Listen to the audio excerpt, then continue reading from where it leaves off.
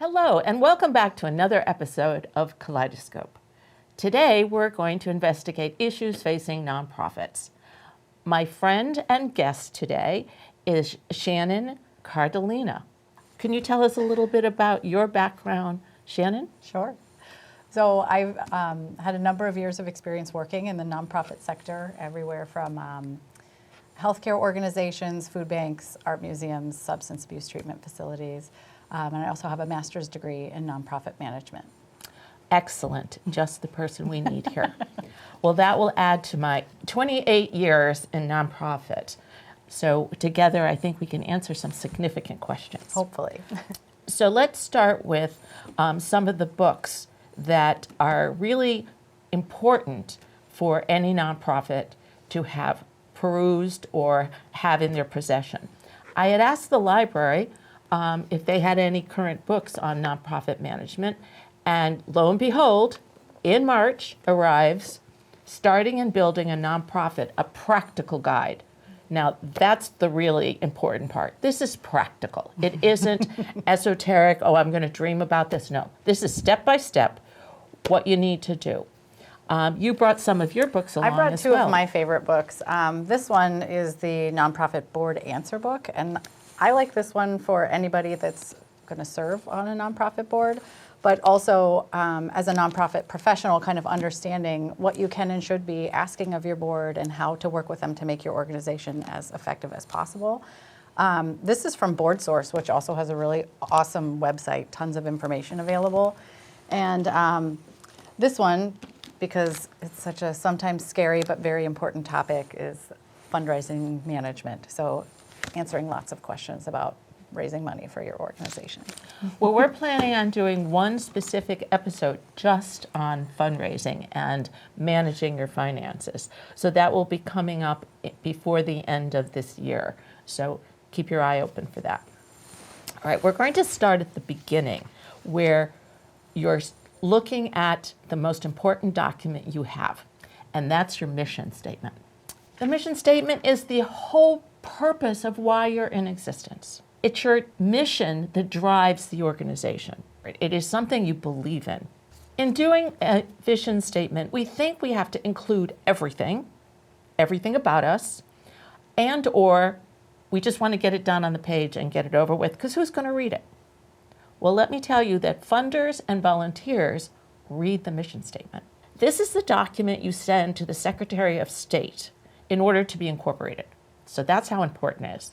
And it's critical that it be short and touch on words and ideas that will reach out to the public, touch them in the heart, and have some emotional impact on them. If you work with children, make sure that it's stated that you're doing this for children. Children and young adults are one of the strongest enticements to give money or volunteer or to raise the prestige of an organization. So I'm going to give you a mission statement written by a Wisconsin nonprofit. And it says, to bring children from blighted neighborhoods in Wisconsin to natural forest and wilderness areas. Many people misunderstood it and thought that they were taking inner city kids for survival skills, how to rock climb, how to sleep out without a tent, how to make a fire from just gathering wood and building it yourself. So people who came to volunteer were naturalists who wanted to teach how to climb, how to kayak, which is what their mission was, but they misrepresented it by not choosing the best and most emotional words. So now listen to, and I'm going to tell you how you do this, but listen to how theirs changed.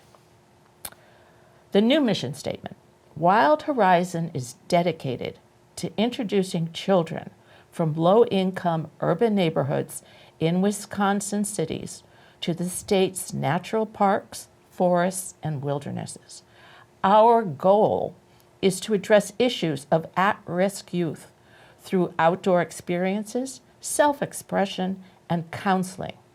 Our activities will encourage personal growth and broaden experience of these inner city kids by spending time in our beautiful non-urban environment.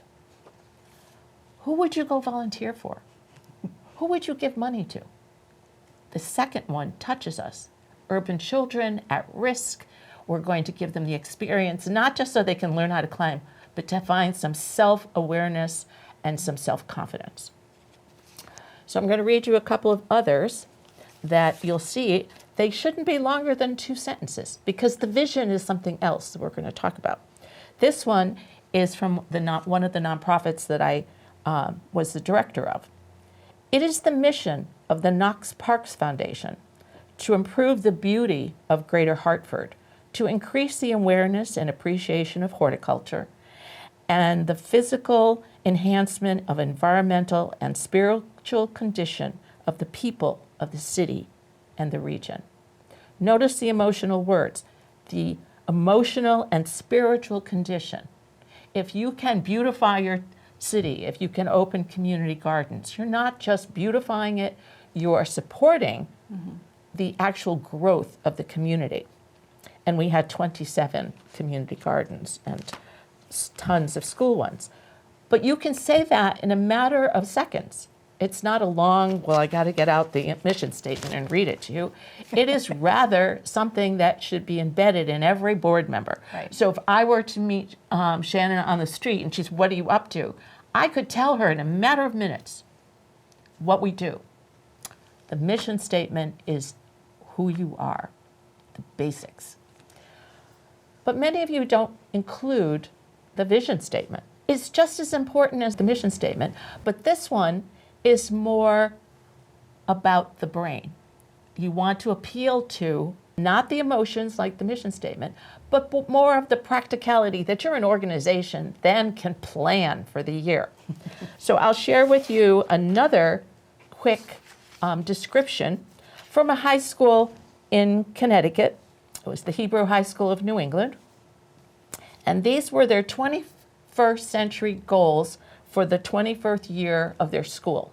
So your vision should only be for a single year or 2, depending on how you did your strategic planning, which we will talk about in another episode. The vision is different from the mission because the mission stays consistent. You don't change that every year. Would you go to? That would be really hard. Yes. You would have to revamp and go back to the state. No, the vision can be changed. The mission stays constant.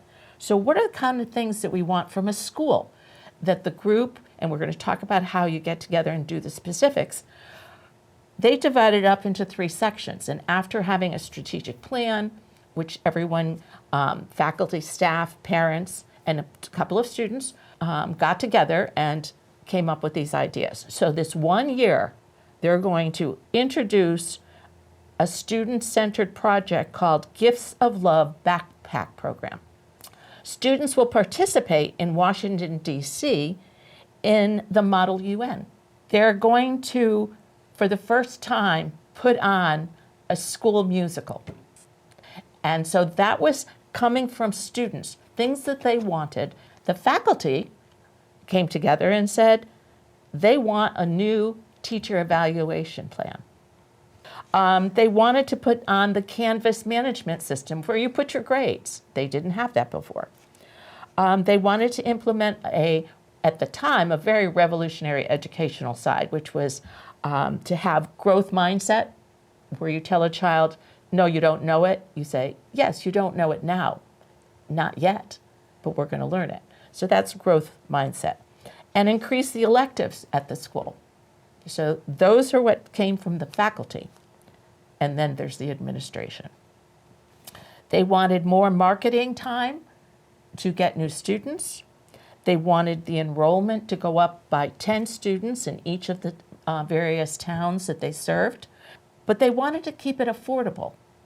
They wanted to make sure that the families who wanted to send their children there could afford it. And then finally, to create a 3-year strategic plan with a professional outside entity that would support the students, support the faculty, and support the administration. So you can see that everyone was working collaboratively to get these goals for their 21st year of their school. Now, the next part, and you'll know this from being in marketing as well, you have to have a tagline. So one of the programs that I was a part of was Educational Main Street, and it was an inner city project connected to the University of Hartford, where we trained university students to go out and tutor in the 27 schools. But you have to be able to say to someone, after you give the spiel, something to take away.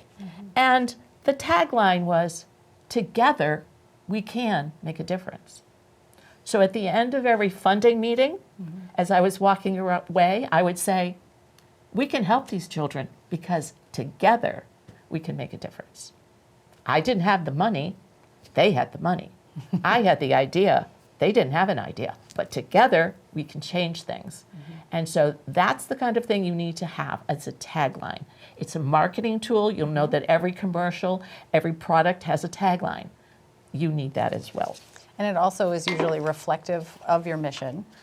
Doesn't spend as much minutia getting into the vision. So I think the kind of in summary of what you were just talking about, the mission is the formal, what we're here for, pulling at the heartstrings, but it needs to be articulate and succinct, right? And so then you kind of use that to create a tagline.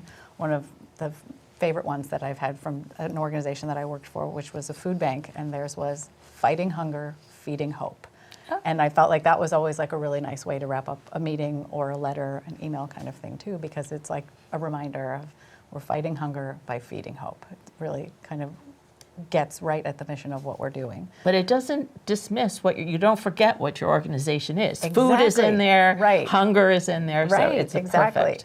But then everything that you just detailed about the vision, all of that is an outline of things that are measurable, which is so important. Now we're going to roll into the goals and objectives. So the goals and objectives are really the nitty-gritty. It's good to say things, but you got to tell me your timeline. How are you going to do it? You give them a goal. I want to have tutors in every school. How many? How will they be trained and rewarded? Then you go on to the next thing. Your numbers must be rational numbers. You cannot help and have a tutor for every child in every classroom in 27 schools. That is impossible. Right. And it would be hard to fund. However, if you have measurable goals that are realistic and can be funded, your program, your mission, and your vision can be successfully accomplished. But we're not done yet. There's always more work to do. Shannon's going to talk about some of the obstacles you're going to meet along the way. And we know what the first one's going to be, but she's going to surprise you. No, I don't think it is going to come as a surprise that the big scary topic for nonprofits is always centered around fundraising, whether you're talking about your budget, the finances, or how you're going to bring in enough money to support your organization. And every time you and I sit down and talk about this, the word that always floats right to the top of our conversation is relationships.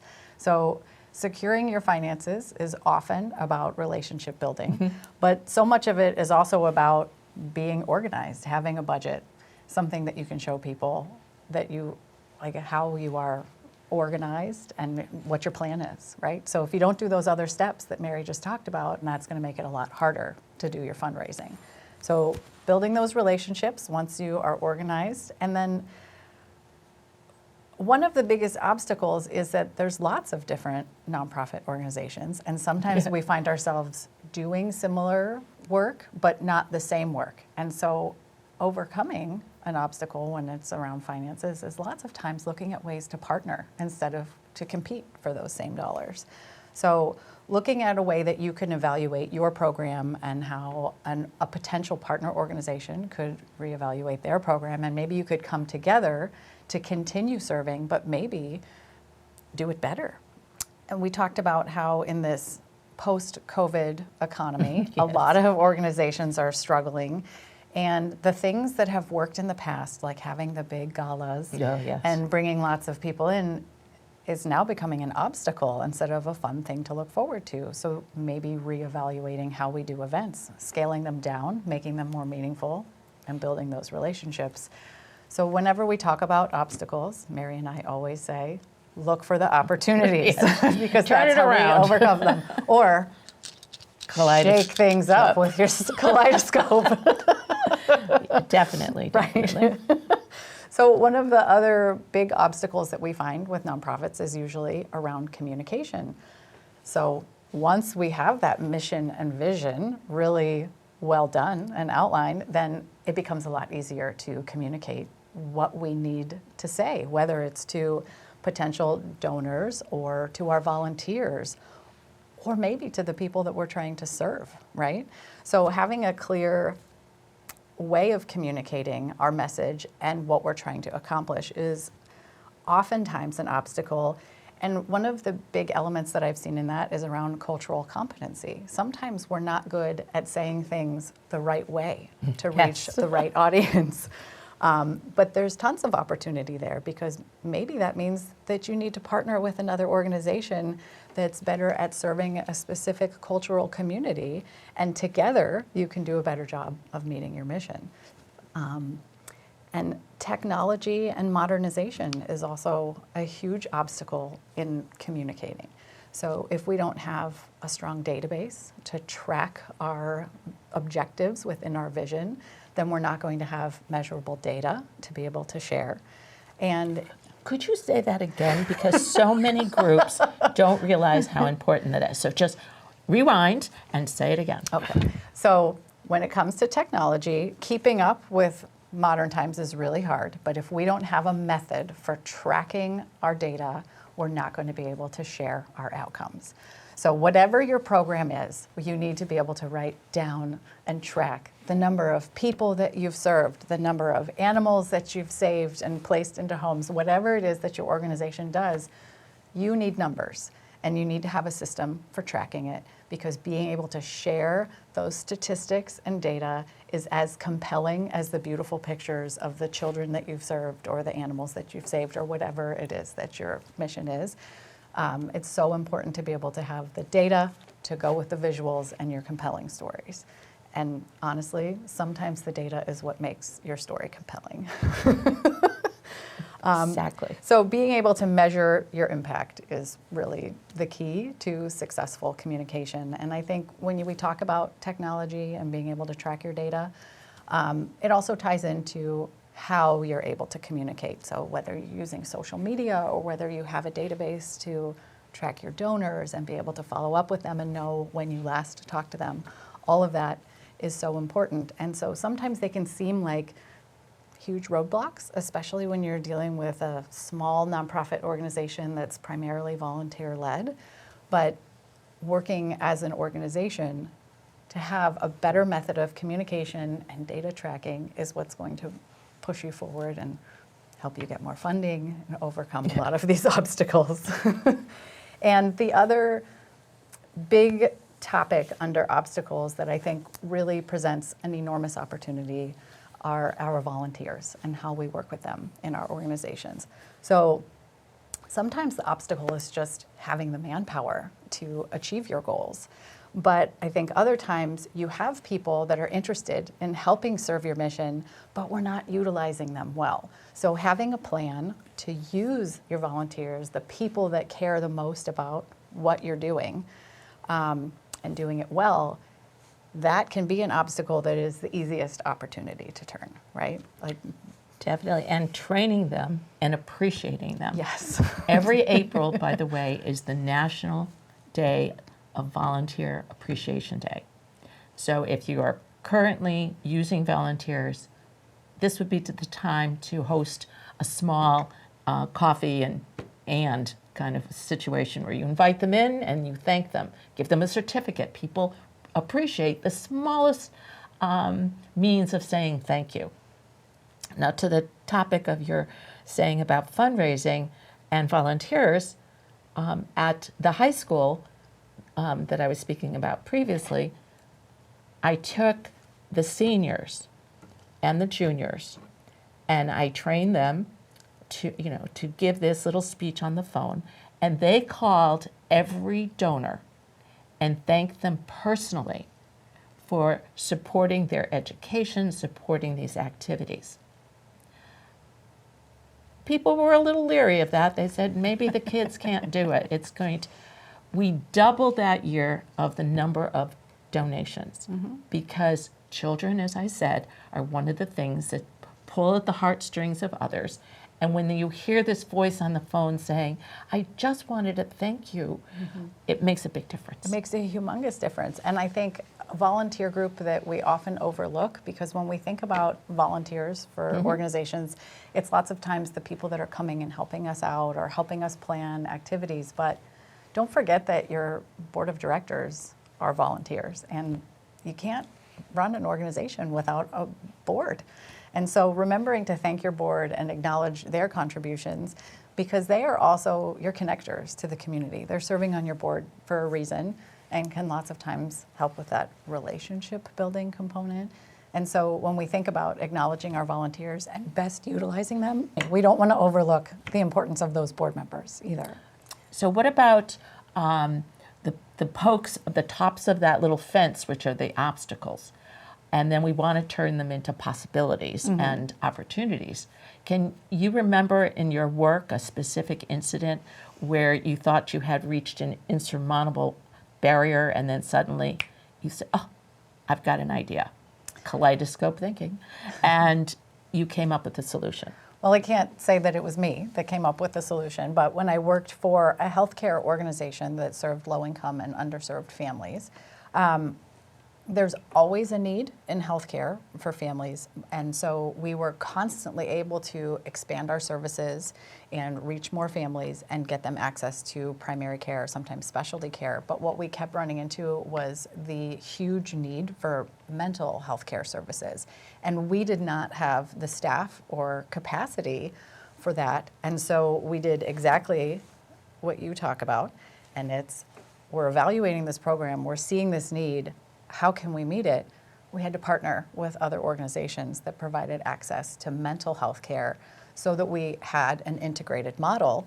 And by partnering with other organizations to provide not just primary care, but also mental health care, we were able to get big funding from a foundation that really wanted to see that integrated care happening. And so what that did is it allowed our organization to meet a greater need within our population, but then this other organization that was struggling to get funding just to provide mental health care, we were able to work together and get a multi-year grant to be able to really serve that program. So that was huge.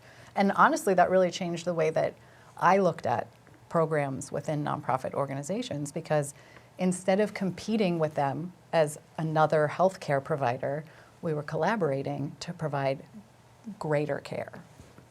And you always have to ask yourself, what do I have to offer them? And what can they offer me? Right. And then again, together we can make a difference. It's not always about money. It's about support and connections of their organization members or their contacts with funders.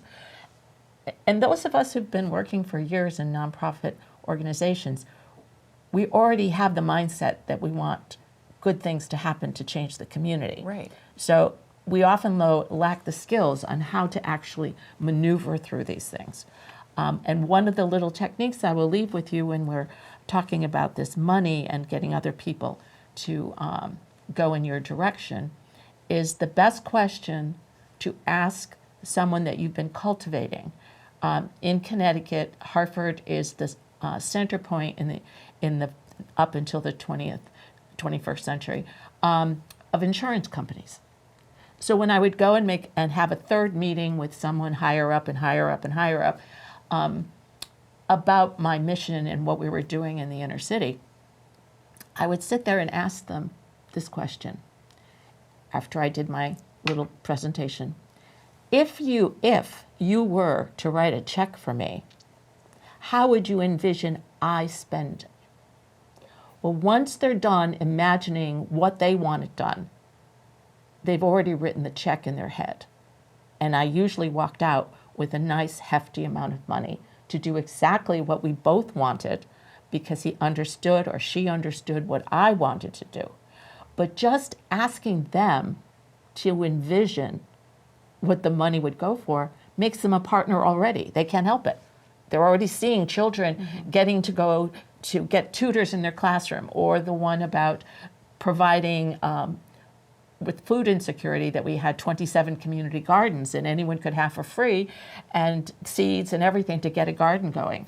And so it's the easiest thing to do, and you already gave them your spiel about why this is such a wonderful organization, and you have the credibility of having a budget that is realistic.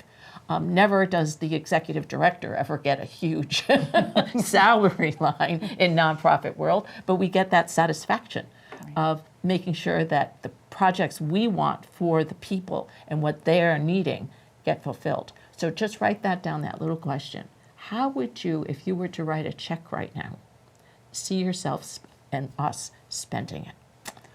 Okay. And I think to kind of tag on to that, when you ask questions of your partners, whether it's a partner organization, a funder, a potential funder, right?